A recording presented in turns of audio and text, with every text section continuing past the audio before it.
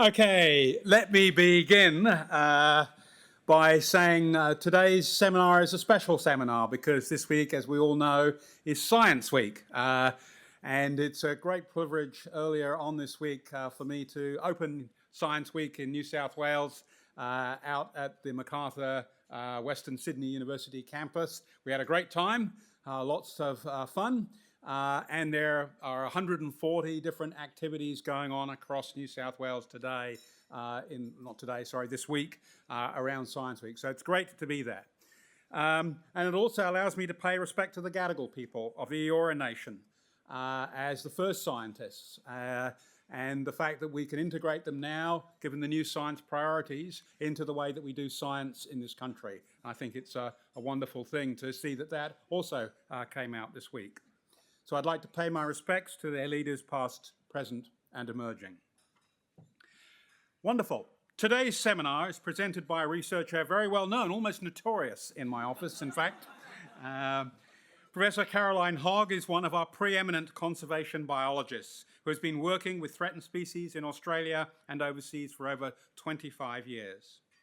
Carolyn, along with colleague Professor Kathy Beloff, who is in fact here with us today, is part of a University of Sydney team which undertook world-first genetic sequencing of koalas to protect this iconic species from disease and other threats. Their work has seen the entire genomes of hundreds of koalas made publicly available, allowing scientists to access this data and use it to investigate key questions on koala genetic diversity and disease, reproduction and diet, and how they can adapt to changing climate.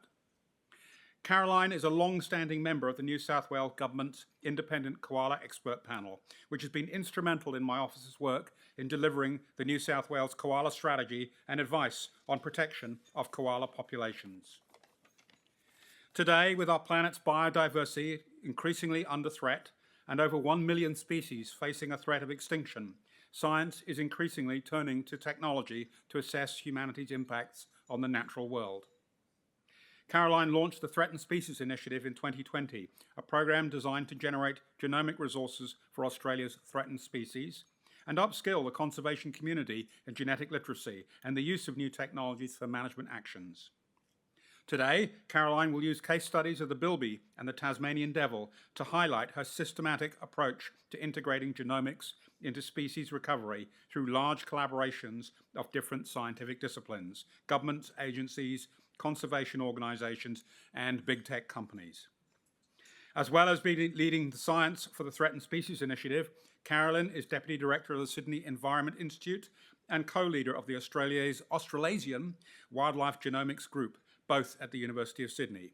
Please join me in welcoming Professor Caroline Hogg to present Biodiversity, Bilbies and Battling Extinction.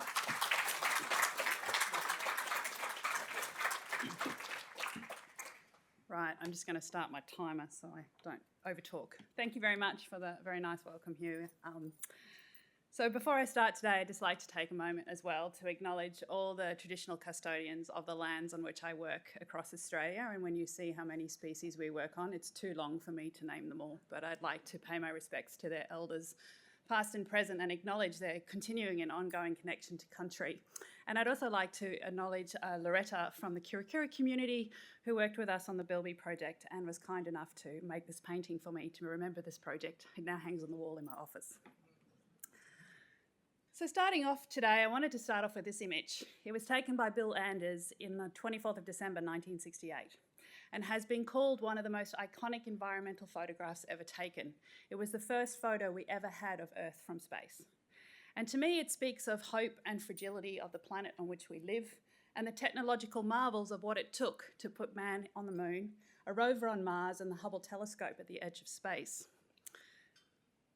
However, in the same time period, in the same 55 years, we've gone from, having Wi-Fi, mobile phones, genomic sequencing, artificial intelligence, precision medicine, the list goes on. And in that same 50-year period, we've lost over 100 species that we know of have gone extinct on the planet. In 2010, to bring attention to the biodiversity crisis, the United Nations declared 2010 as the year of biodiversity. However, when they started investigating what was happening at biodiversity at scale, They actually changed that to the decade of biodiversity from 2011 to 2020.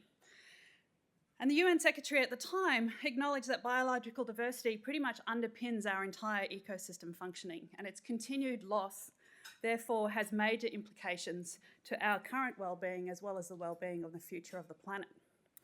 At the same time, the United Kingdom Department of Environment did a survey of society to see what people's understanding was of biodiversity.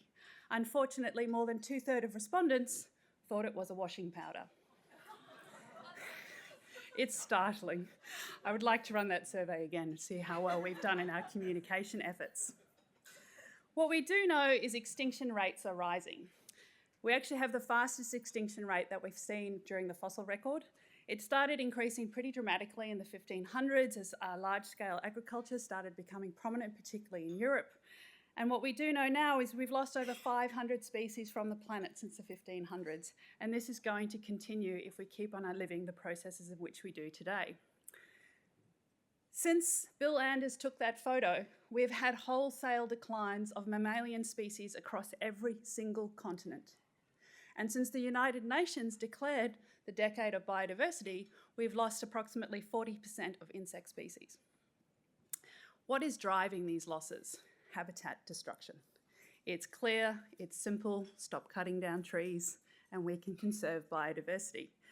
The other interesting fact that's also caused a major threat to biodiversity, of course, is exploitation. It's our use of the environment and our overuse of the environment, with climate change, invasive species, and pollution also being contributing factors. I love this graph because I think it's a pretty simple, easy way to explain what's happening. Things are going downhill. If we make no changes, they're going to continue going downhill. The great thing about biodiversity is it occurs at a local scale. So if you implement conservation efforts, you can improve things somewhat. But if we improve conservation efforts and start to live in a more circular economy and a more sustainable way, we can actually bring back the biodiversity losses that we've seen in the last decade up to where they were previously in 2010, closely to about the end of this century. And even if you don't like nature, a lot of people like to live in a concrete city. Personally, I like looking out at the green trees. A beautiful view from up here, by the way. And the reason that's so important is because it's basically essential for everything. It gives us clean water, clean air. It provides the food that we eat, the medicines that we seek. Everyone during COVID discovered how much they actually like nature when they got locked up inside. There was lots and lots of mental health issues with people not being able to go outside and enjoy the environment. And in addition to that, it's critically important to the global bioeconomy. Large, substantial parts of the economy are actually underpinned by nature and the natural environment.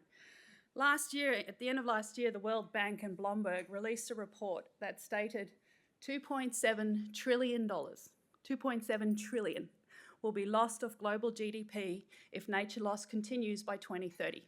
That is now only 6 summers away. That is a lot of money that is going to be lost because we can't stop cutting down trees. So essentially what we've now started to do is play a game of Jenga. And as you know, I don't know about you, I love Jenga, it's a great game. I tend to lose it more than I win it. But if you pull out the blocks, you start to get wobble. The more blocks you pull out, the more losses we have, the more speed wobble we start to have. And humankind, unfortunately, sits at the top of the tower.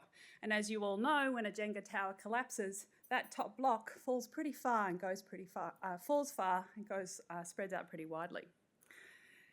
So when we talk about biodiversity, what do we actually mean? There's lots of people that use biodiversity and nature interchangeably, but biodiversity is actually talking about the diversity of the systems. And it's underpinned by 3 pillars. The first pillar, of course, is biodiversity in ecosystems. We need to have lots of different ecosystems on the planet in order to have a sustainable system. Within each of those ecosystems within itself, we need to have lots of diversity in species. Anyone who does year 5 science knows that monoculture is bad for agricultural production. It's the same in any ecosystem. You have to have a range of different species existing in the system to maintain it. And the last one, of course, is genetic diversity or diversity of genes. Individuals within a species need to have their own inherent genetic diversity in order to be able to adapt to potential changing environments. So many of you may have heard of COP16. That was the Montreal signing of the Montreal Global Biodiversity Framework. It's such a mouthful. We just call it the GBF. Was signed at the end of 2022 to great fanfare. And this Convention for Biological Diversity is actually signed by pretty much every country on the planet. The only two countries that haven't ratified it are Vatican City and the United States. So, I know, it's depressing. Anyway, so when we look at the 2050 goals under the CBD, they are all about protecting and restoring environment, about prospering with nature. You'll notice the word with, not using nature or obliterating nature, it's living within nature, sharing the benefits fairly of any rewards that come from the natural environment across all communities across the world, and investing and collaborating with different communities in order to protect and restore. So there's about the 2030 targets that actually allow us to meet those goals. There's 23 of them, I'm not going to bore you with them today, but you might have heard in the media the most classic one, which is 30 by 30 by 30, which is 30% protection of habitats and diversity on land and in marine ecosystems by 2030. So on the planet, we don't even know how many species we have. It estimates somewhere between 8 to 12 million. It's a bit of a big range. When we look at the 1.9 million species that have been described today, we've only undertaken threat assessments on about 160,000 of them. And of those 160,000 species that we've assessed, more than just about a third of them are actually under the threat of extinction. So over 45,000 species are now under the threat of extinction.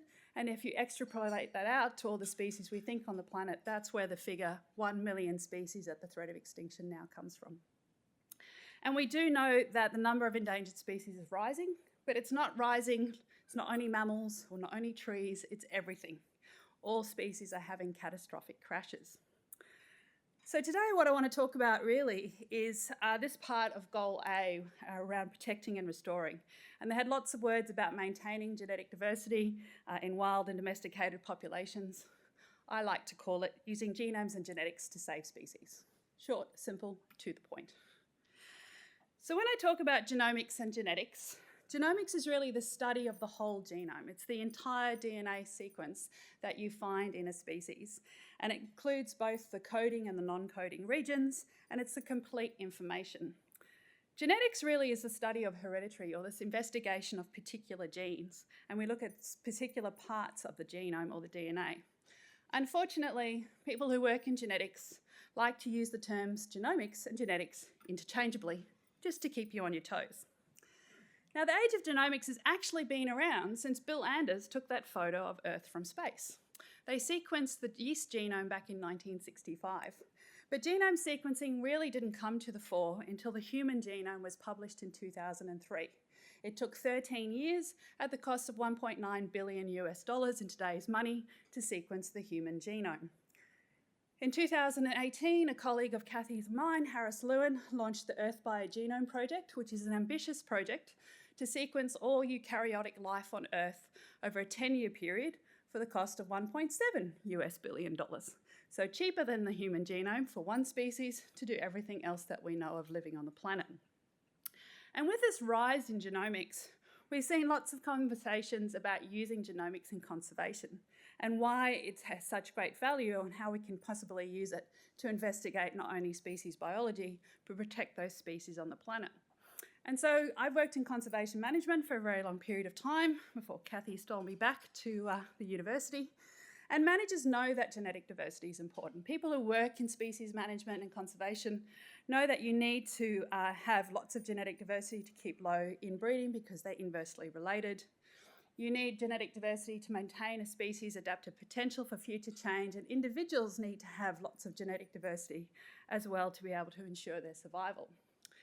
Now, because in winter I don't tend to have a life, one Sunday I spent in 2018 was reading the 200 vertebrate national recovery plans. Because although I asked people why they were, how much we would use genetics in conservation management, most people gave us the feedback that it was traditionally a nice to have.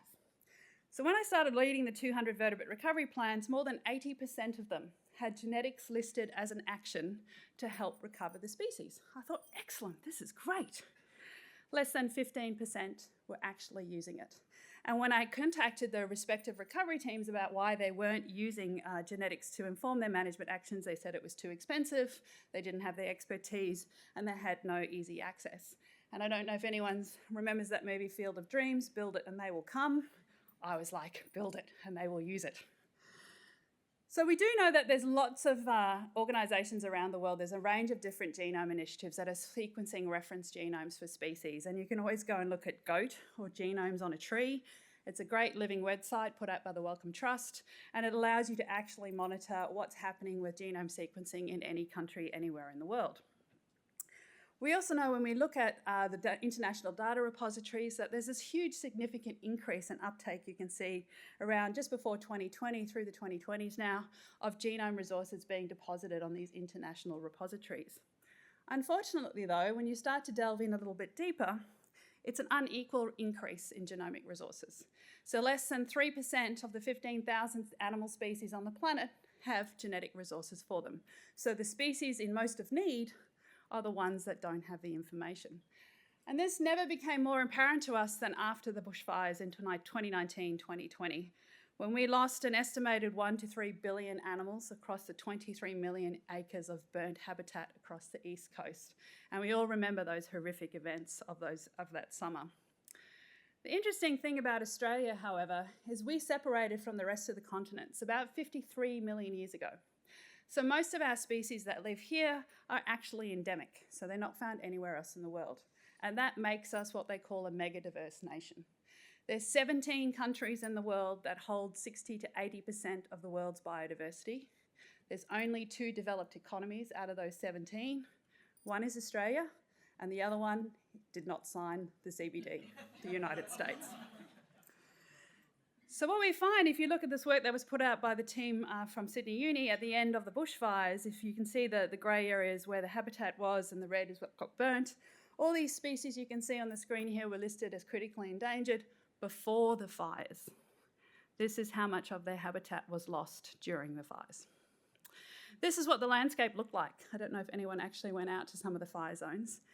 But the response to dealing with the fire scenario was this. We brought animals into captive breeding programs, we translocated individuals out of river systems into other river systems, we replanted out habitat, and of course we've also got our very large fenced enclosures which we need to house our marsupials in because they get eaten by foxes and cats. Every single one of these activities requires genetic data. Without it, you are making decisions absolutely blind. And so what we found when we started talking, Kathy and I started talking about the Threatened Species Initiative, was that Kathy sits over in the genome library because she likes hanging out in the lab, and the person pulling their hair out is me. There is a great divide between us. We like to think we've conquered it these days, but there's a divide between those who generate the genetic data and those that actually need it for applied conservation management. And I'd like to argue there's a third component. If anyone knows anything about genetic sequencing, we produced vast quantities of data. I am very proud to say our lab now holds the largest data store other than the computer department at Sydney Uni for the amount of data that we have to hold. And that has led to this great level of 3-way confusion between bioinformaticians, genome biologists and ecologists. And so that's really where the Threatened Species Initiative was born. It was born to generate genomic resources for Australia's threatened species and also to generate population data. But this is for species that have never had data before. We didn't want to keep sequencing koalas. Sorry, Hugh. We've done 400 already. We also didn't want to keep sequencing devils. We wanted to actually provide resources for species that never had it. And most importantly, I wanted to provide my colleagues from the conservation sector with a way of being able to use this information in a simple and efficient manner. So this really comes from when Kathy and I first started working together, when I ignorantly walked into her office in 2010 and said, hey, can you help me answer this question about devils? You do genetics. And Kathy's like, sure, we can do that. That was 7 years of my life. I am never getting back to answer that one question. But what we came to realise during that process is most traditional conservation research is this. Academics working in their research sector come up with a research question, get funding, do their research, publish their research. If it's not behind a paywall, it might get read by somebody. They might pass it on to somebody in management who then decides to apply it. Start to finish, you're looking at anywhere between 10 to 15 years. We do not have 10 to 15 years to wait for research to come out. So Kathy and I came up with a tools and tech idea. Could I take my management questions and encourage Kathy to use them as research questions? Could we leverage the management funding that I had through the ARC linkage scheme? And could we actually get the research students and postdocs at the university to provide our data to the management teams in real time? So while the students are still writing their PhDs, the managers are actually implementing the data on the ground, and it works really effectively. We can really implement an adaptive management system and lead to real conservation outcomes. And this was the basis for basically the Threatened Species Initiative. It's not very original, it's just a website. It's got lots of information for you. But one of the key things is we actually created this free online training course. Now, this is not an hour lecture given by an academic. These are 10 to 15-minute YouTube clips that have been recorded very generously by the conservation genetics community across Australia. And they're designed for conservation managers who, after lunch, want a cup of tea, don't really feel like getting back into work. Watch a YouTube video. And so there's 40 different modules, and we've had significant uptake in the online training course, and we've also been running end-user workshops. So we launched this at the end of last year in the Conservation Translocation Conference in Perth, and most people who came either knew nothing about genetics or kind of knew, had data, didn't know what to do with it. And after the 1.5 day of training, most people who left were confident or extremely confident in actually understanding how they could use that information and apply it to their conservation decision making. The course is not designed to make people geneticists, it's to take away the myth and complexity of genetics and give people confidence in asking the right kinds of questions to the genetics community. As part of the project, we've also developed the biodiversity portal.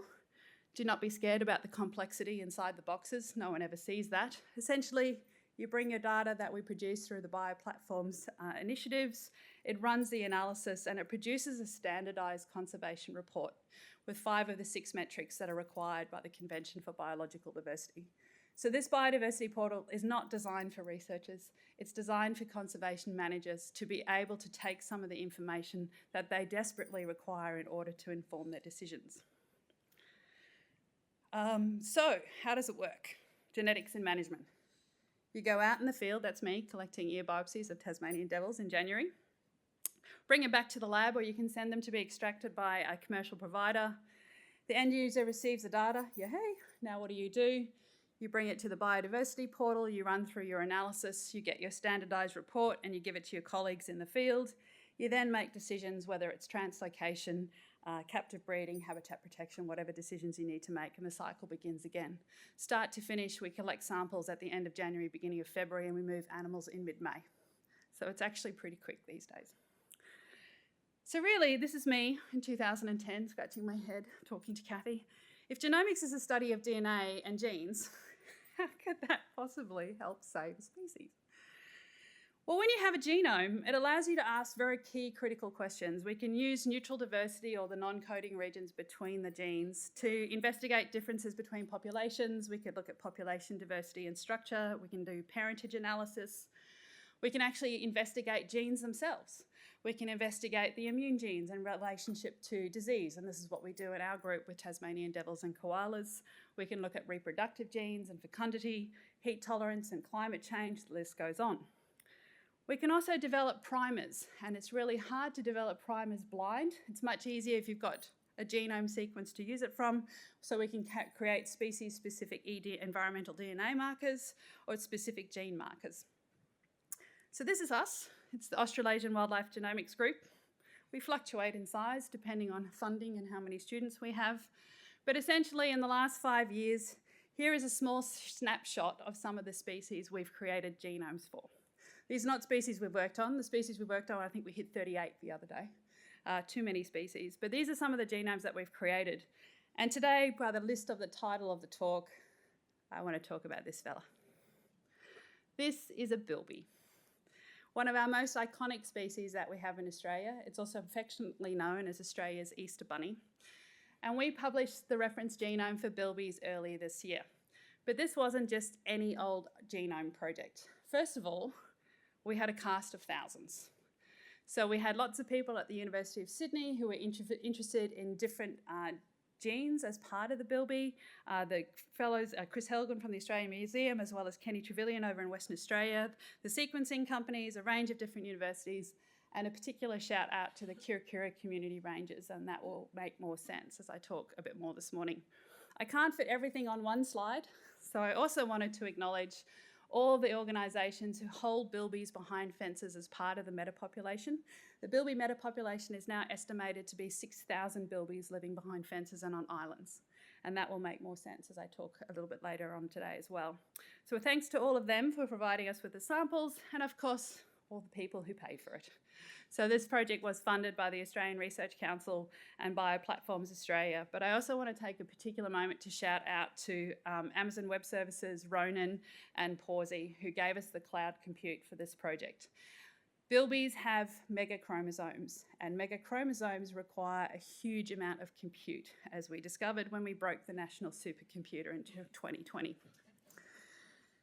So bilbies come from the Uwellare word of bilba, and they're in fact only surviving species of their marsupial family. So when we lose the greater bilby in Australia, we will lose an entire marsupial family from the evolutionary tree. That is a bit of a sad day. So we used to have 2 bilby species, or we think there may have been a few more, but greater bilby, which we are going to talk about today, and also the lesser bilby, also known as the Yalara by the Indigenous communities. And you can see by the map under the greater bilby, they're listed as vulnerable because they've had more than an 80% range reduction since Europeans arrived in Australia. They used to be found all across both the arid, semi-arid and temperate regions of Australia, and now they're reduced to just the northern part of Western Australia and a small part in Queensland. And the Yalara, however, went extinct in the same decade as Bill Anders took the photo of Earth from space. So we tend to call the greater bilby the Ninu in our lab, and that's because there's 46 different language groups that we could find across the continent that actually have different names for bilby. So we call it the Ninu out of respect for the community that we work with at Kirakira, which is where the little star is on the screen. And the reason I really wanted to highlight the importance of bilbies to the Indigenous communities is they are a totem species for many, many nations across the country. There are songlines and ceremonies and stories that link sites and people together. Even where bilbies have gone extinct, the songlines still retain the bilbies within them. There used to actually be a meat source for the desert communities out in the desert, particularly in the significant arid regions of the desert. And the tails are used for deep love and symbolism. It's part of their marriage ceremony. They use the long tail with a fluffy end. And also, as you can see, the rangers are pointing out there the burrows. They're ecosystem engineers. Bilbies dig these large, extensive burrow systems which loosen the earth and allow other plants and animals to survive in the hard-packed soils of the desert regions. And so they're kind of small. They range from about 0.5 kilo to 2.5 kilos, so they live in that critical weight range, which we commonly know are eaten by foxes and cats. They only have 1 to 2 offspring. They mainly only have 1. They have a very short gestation period, like most marsupials, and they come out of the pouch at about 90 days. When resources are high, bilbies can breed every 6 months. When resources are low, they'll only breed every couple of years. And so they really are an indication of these boom-bust species that we find in a large number of our marsupials. Unfortunately for the Yalara, we don't really know much about them other than their body weight and maybe their body size. And we're trying to work with some of the Indigenous communities in the central region to see whether or not we can understand a little bit more about Yalara from their songlines. They're heavily predated on by foxes and cats across the range. They also compete with rabbits for burrow space, believe it or not. And altered fire regimes that have really occurred since European arrival and the removal of Indigenous communities off the land during the stolen generation has significantly impacted the way bilbies can survive in the desert regions. However, there's a large movement in the Indigenous communities led by the Indigenous Desert Alliance, where we now have community rangers monitoring bilbies through the landscape. So in the left picture, yep, you can see they're setting up a camera trap just outside one of the burrows, and also the other photo is the rangers collecting bilby scat samples for us. So as I said, we published the paper on the 1st of July this year. I ignorantly thought it would just, be published and no one would make much of a splash. The media around it was huge. We got cartoons drawn. I was on lots of TV media, and we even got some interesting headlines about Kathy and Anna using poo to save the Easter Bunny, Australia's Easter Bunny, from extinction. So you always got to be careful what you wish for when you publish something. Now, the reason I want to show you the next bit is how this project evolved and where it came from, and why you don't want to wait for a bunch of scientists at a university to publish a paper. So the metapopulation expansion started in 2016, and they asked us to start looking at the genetics. And this work was done by Kate Farquharson when she was a PhD student with us, with Kathy and I. And we started to collect genetic samples for bilbies in 2017. In 2018, we received an ARC discovery grant that Emma Peel was investigating the different antimicrobial peptides that you can find in the pouches of marsupials. And we thought it would be a great idea to sequence a bilby because no one had done it. And we managed to get samples from a female bilby at Perth Zoo who was euthanized for medical reasons. And at the same time, Kate and I started giving the actual metapopulation data results to the conservation managers so they could expand the population. Paris Brandeis did the first reference genome for us in 2018 as part of her PhD, and Kim Ottewell and Elf, I won't say Elf's last name, it's very hard to say, she's from Thailand, developed the SCAT array, and they worked with the Indigenous community in Western Australia developing SCATs, and they needed the sequence data that we'd produced for the metapopulation to be able to develop an array that would actually work. Rich Edwards came on board from NSW, who's now over at UWA, and that's when we did the second version of the genome. It's called hi-fi sequencing. And we also started sequencing whole genomes of bilbies that came from arid regions and also from temperate regions, so we could start to investigate questions between the differences of living in different climates. We then were still giving metapopulation recommendations, but we were also providing the SCAT results directly to the Indigenous community so they could use that information. Luke Silver with us when he was doing his PhD. We then scraped the skulls of a couple of museum samples from 1898 and managed to sequence the Yalara genome, or the extinct species genome. And then we also managed to get a male bilby. And so we did the male bilby genome as well to investigate a whole bunch of variables around the way that males breed. We still gave metapopulation recommendations, we still gave SCAT recommendations, and then we finally published the paper. The paper was only published this year, and this is the same year that we've now taken the SCAT method we developed as part of the paper to start the National SCAT Survey, or the National Poo Survey, I like to call it. This is a collaboration with Deadly Science and Save the Bilby Fund, and it's working with Indigenous communities and school groups across the desert region to pick up poo, because let's face it, what kid doesn't like picking up poo? So they send it to the labs, Kim's lab and our lab, and we'll be sequencing that moving forward into the next 2 years to try and figure out what's happening with bilbies in the desert regions. So if anyone knows anything about genomes, this is some of the genome stats. But what I wanted to point out today is, if you compare it to some of the other marsupial genomes that have been produced to date, it's a very high quality genome. It's also the largest marsupial genome that we have seen. It's 3.66 gigabases. That's 3.66 billion base pairs, or billion rungs of the DNA ladder that you find in the bilby genome. So the human genome is only about 3.2 billion, to put it in context. The interesting thing is it only has 10 pieces when we put it all together, when we scaffolded it, and that's the 8 chromosomes plus the sex chromosome plus the mitochondrial genome. The other thing though is it's not complete. So when you sequence genomes, you get gaps in it. And you think, really? You spent all this time and effort and money, Carolyn, and you couldn't fill all the gaps? I would just like to point out they published the human genome in 2003 and they only filled all the gaps in 2024. So we've got 20 years still to fill the gaps for bilbies. The other interesting thing about bilbies is this. This is chromosome 1. Chromosome 1 is 3 times the size of chromosome 1 in humans. All analysis software is built for humans, so it doesn't work. So we made this really fancy, gigantic chromosome, and then we had to break it apart in order to analyse it. The other interesting thing about it is chromosome 1 in bilbies is actually bigger than most fish genomes and most invertebrate genomes as well. So when we look at this is what we call a synteny map.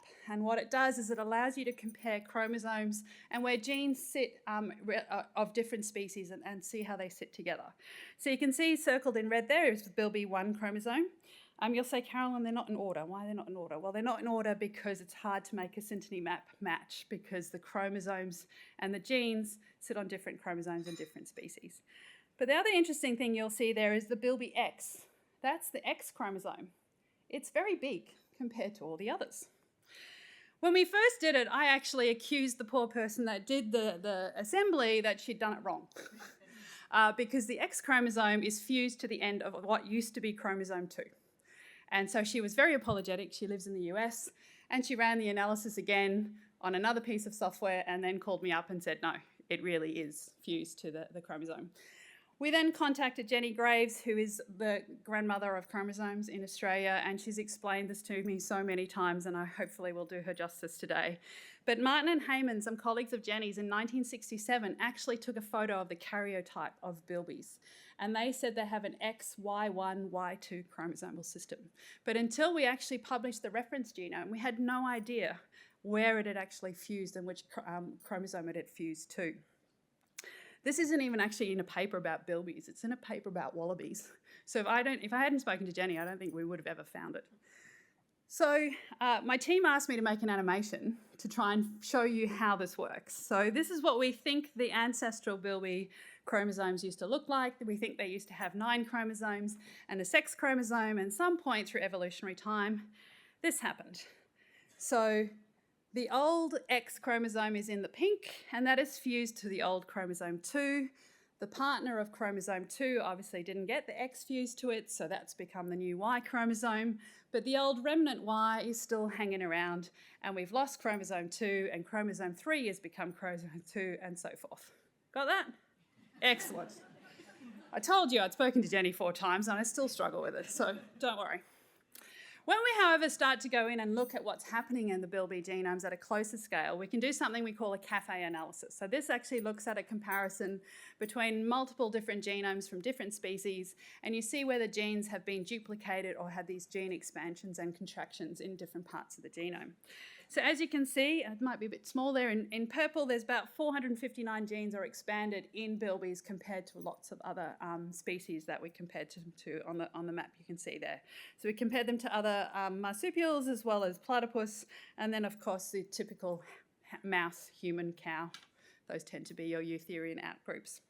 And this work was done by Fred Geyer and Simon Ho at the University of Sydney, and when we delved down deeper into what gene expansions were happening in bilbies, we saw that it's actually to do with their olfactory genes.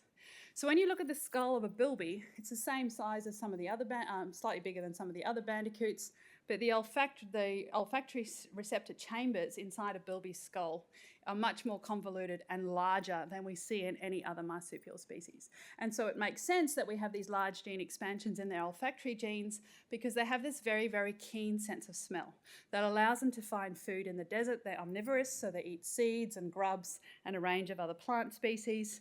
And the other interesting thing about bilbies is they don't drink freestanding water.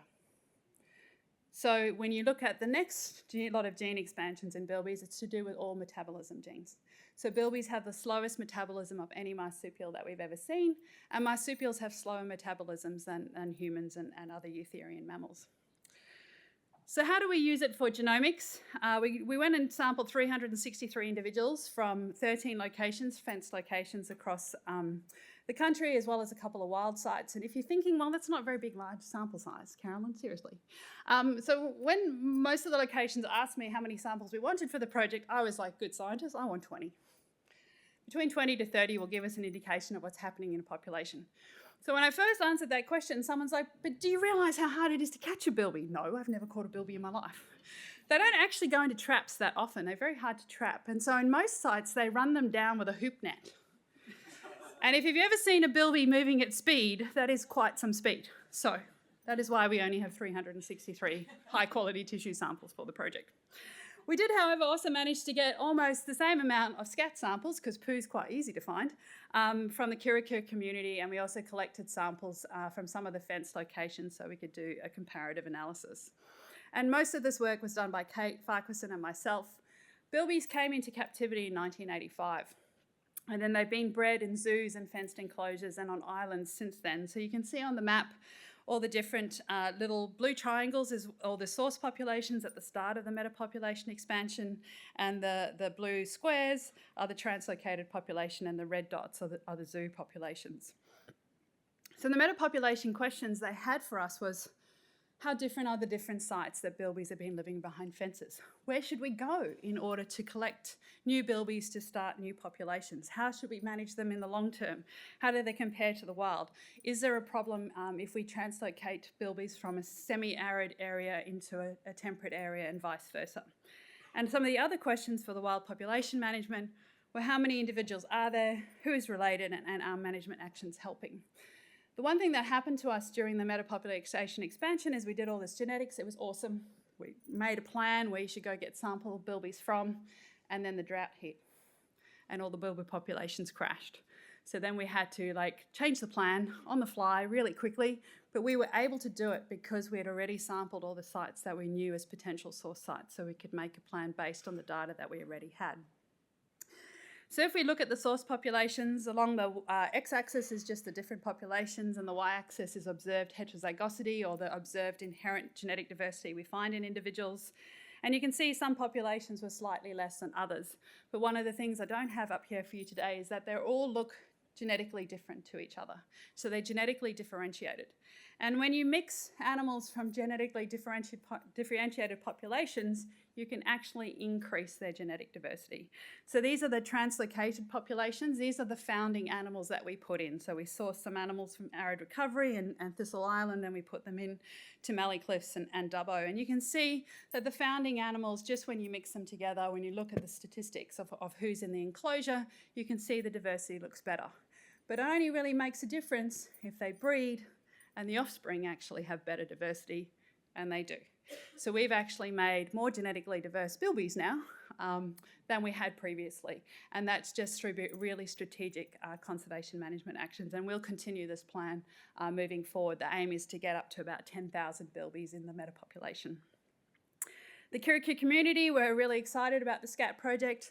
They took the kids from the local school out on country with them, taught them the songlines and Indigenous knowledge. They got to pick up poo, put out camera traps, and then talk to the crazy scientist on Zoom because unfortunately due to COVID I couldn't actually get out to the community.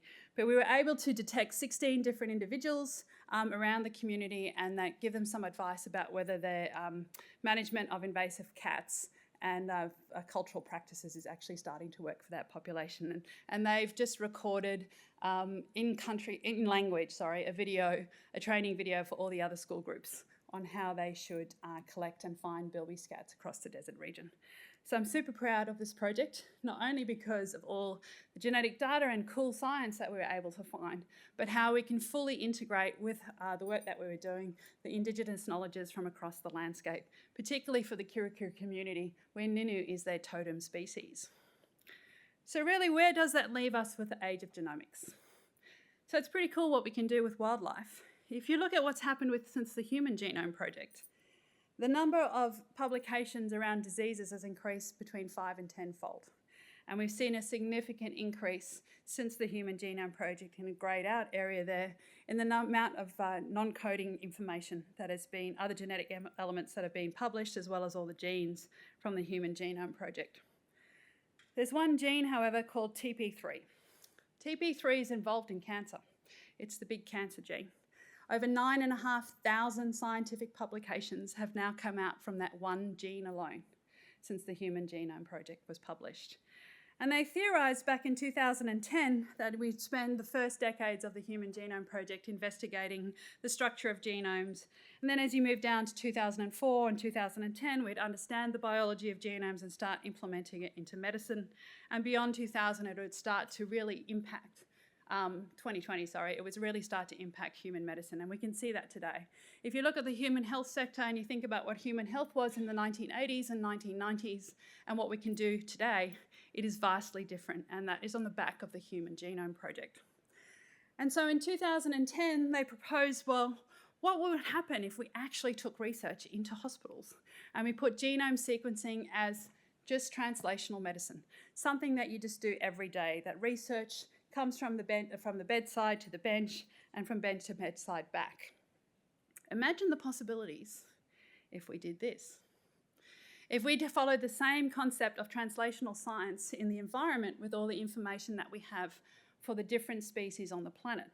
If we took bench to ecosystem and integrated academic research fully into conservation management decision making and vice versa.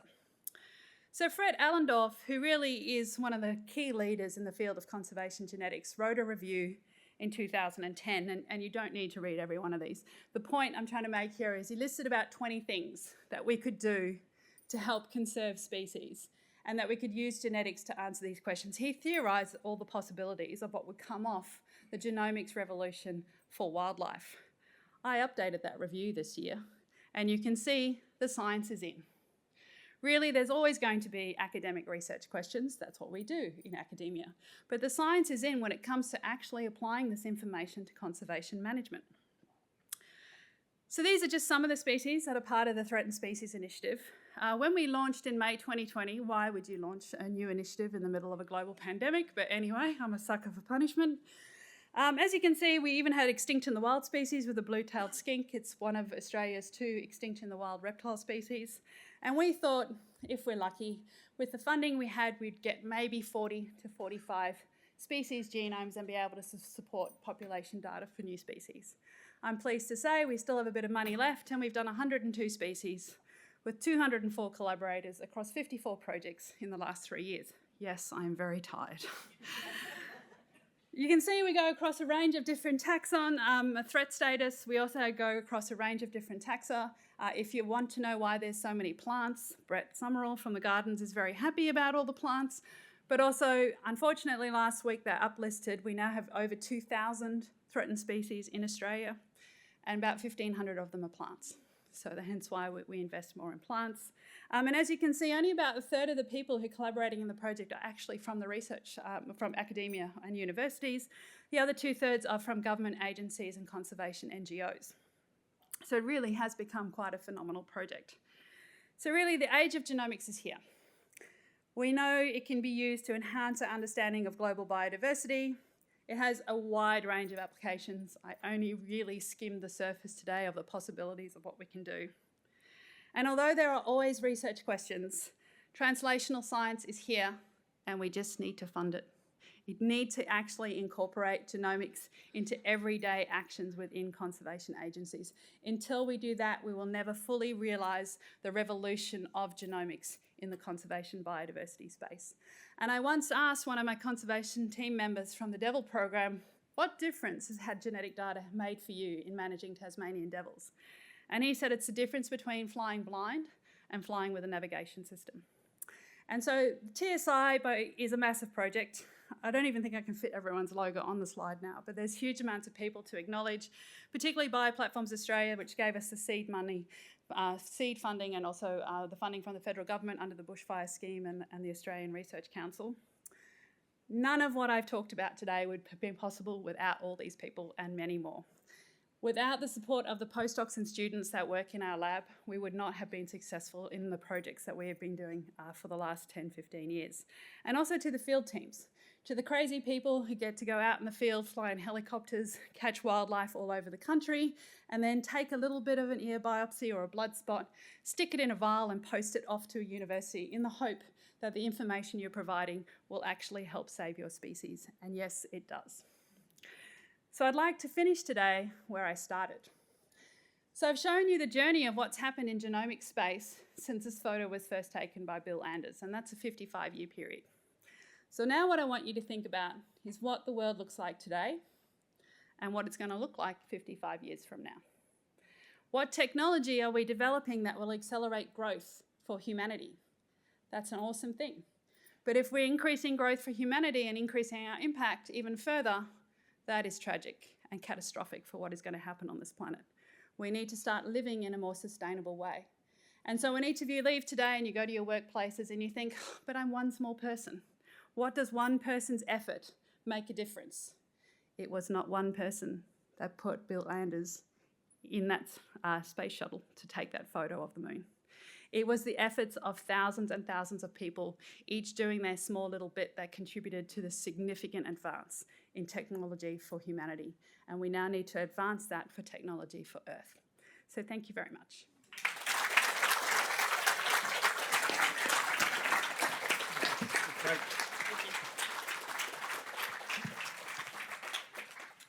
We have time for a number of questions, and there are roving microphones over there. And actually, I'll just make one comment at the start. All of the breakfast seminar talks are recorded and they're available online a couple of weeks, I think, afterwards. Tomorrow, okay, right, okay. Technology. Except one where I think the CEO of Hysada said a lot of things that his company didn't want him to say, but that's okay. Questions? Yes, we have one over here. Sorry, over there, go for it. Okay, Carol, excellent presentation. And I just wanted to comment first, given that the core of this was around the Bilby research that you did, is it possible, given that, and I don't want to sound humorous about this, but you want the private sector to help fund some of this activity, could you consider, and Australians are great lovers of chocolate, maybe developing a relationship with like Haig's Chocolates to help fund this wonderful research? Because if that's part of the core, then you've got a great brand, Bilby and Haig's, and you could go forward with that. That's a suggestion. Would you consider doing something like that with the private sector? That's my question. That's a great suggestion, and it's an easy year one to get funding for something that's cute and fluffy. Nobody wants to fund the worm or the snail or the lizard or the bees, and those are actually the species we need funding for. So we really need people to move away from this concept that I only want to save a koala. Koalas have hundreds of millions of dollars. And you know, there's species in the landscape that we're losing dramatically. Bees, for example, that really provide an essential ecosystem service that people are just not funding, and they go, oh, it's just a bee. But the bees are actually more important to our long-term survival than, sorry everyone, koalas sitting in a tree. Chocolate bees. Chocolate bees, yeah. Yeah. Yeah. If there's anyone in the audience who wants to give me some money, I am more than happy to take it. Okay, seems that Darren's asking. Oh no, really? Yeah, sorry, Caroline. Thanks for a beautiful talk, and that little comment leads on to my question, actually. Oh, Like, this is an amazing example of using genetics to inform conservation on an iconic totemic species. Do we risk, by missing out on the pollinators and all of the food species and all of the things that keep the ecosystem alive at that basic level that aren't iconic and that aren't totemic, do we risk just monitoring everything into extinction if we don't get on top of that part of the problem? Yes, we do. We do run a very heavy risk of monitoring things to extinction. I always say to the ecologists, we keep counting stuff, but when are we going to stop counting stuff and actually take action? Because the trend is going down. The interesting thing about genome sequencing, so when we did the koala genome in 2018, that was published, it cost about $150,000 to do the koala genome. The Bilby genome cost us about $25,000, and I just did the eastern barred bandicoot genome for $1,500. So the cost of sequencing has come down really dramatically. Through the Threatened Species Project, we've now generated all these bioinformatic tools. So really, the technology's there. The way of assembling the genomes and starting to use the information, it all exists. Now the request is that we start to put genetic sequencing out of the nice-to-have bucket and into the business-as-usual bucket. Thank you. Where are you going? Okay. Sorry, I'm trying to do... Two things. There's one here too. Sorry. Go for it. Firstly,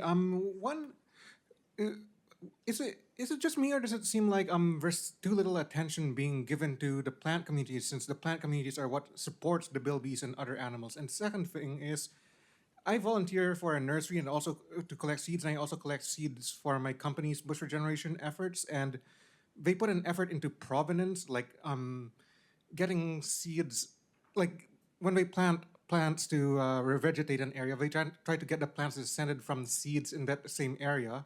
Yet you found that bringing diverse, that bilbies get more genetically diverse if you mix populations together. So are we doing things the wrong way with the plants if we're just focusing on provenance? So there's two questions there. One, are we focusing on plants? Everybody else is but me, because plants are really complicated to work with. So I leave that to Brett and Maurizio Rosetto over at the Gardens. We do animals, they do plants. There is quite a significant investment in plant genetics in Australia. The issue with plants, though, is plants tend to have more of a local adaptation into the environments in which they live than animals. Animals tend to be more plastic, so they can move around more. So they do a lot of plant genetics at the botanical gardens. They will be able to answer your question about restoration. This gentleman right here in the front row. Sorry, Brad, through you. So don't sit in the front row, I'll throw you under the bus. And yeah, one of the things with plants is you should use provenance, but then if provenance is dramatically constrained and you've lost diversity and there's lots of clones in that provenance, then you actually need to go find some from somewhere else. Plants can be a little bit more complicated. Thank you. Thank you. Hey, Caroline. My question is around skilling and reskilling. We spoke about the enormous amounts of compute and the crazy amounts of data that we're generating from genome sequencing. From a university perspective, are we integrating more computer science into general ecology degrees? And then are we also looking to reskill our current scientists in using these tools? I'm not sure about the first question because unfortunately I don't teach, so I'm not sure what they do with the computer science. But the multidisciplinary institutes at Sydney University, like SEI, that I'm part of, is really around trying to bridge those gaps between different faculties and bring in different science and new technologies. So we actually have a project at the moment we call the Biodiversity Challenge Project, and the joke is, what do you do when you get an ecologist, a geneticist and an engineer walk into a paddock? Really some crazy stuff, and hopefully I'll come back in a couple of years' time and talk about that. But yeah, we're trying to build easier to use bioinformatic interfaces. So everyone wants to use command line. I come from the point and click generation, so we've just built me a point and click genome assembly tool that I used on the weekend, and it works a dream. So yeah, we're trying to provide tools and technologies for people of all ranges of tertiary education. So whatever their interest is, it makes it easier for them to access the tools that they need to understand the information. Okay, we have time for one more question. Go for it. Why on earth didn't the US ratify CBD? And the second question is, that might be a rhetorical question, but one of the things that I've always been concerned about in terms of native animals is what you mentioned about cats and foxes. I mean, do you think we need to spend money on, making them extinct? Why did you have to be my last question? I can tell you why the US didn't ratify it was because Joe Biden wasn't going to get it through the Senate and Congress, is essentially. Unfortunately, the political environment in the United States is way too divided at this point in time for any kind of bipartisan agreement on any form of legislation. Colleagues in the US are fighting desperately to get it ratified, and many of them are actually just working as if it has been ratified, and it's kind of ignoring what's happening at the federal level. Your second question was, sorry, cats and foxes. Oh, shoot, that's why I forgot it so quickly. I would love an easy genetic solution like gene drive to wipe out cats and fox. That technology is coming, but is also fraught with a suite of other issues in the fact that if you don't get the right target and another species has a similar target, it's going to jump to another species. I think our stopgap solution of fences and islands has been a good one for many marsupials, but with that comes a lot of genetic problems. But we're working with those communities, and it's amazing to me how, in 2016 started having conversations with people about using genetics, everyone's like, oh, no. And now, every week, I'm on at least a 2-hour call with some conservation agency on how to use that genetic information and apply it to their management. So the uptake in the conservation sector has been phenomenal. And I really don't know what the solution is to cats and foxes, other than let's not bring any other invasive species here, please. Let's all thank Caroline again for a wonderful talk.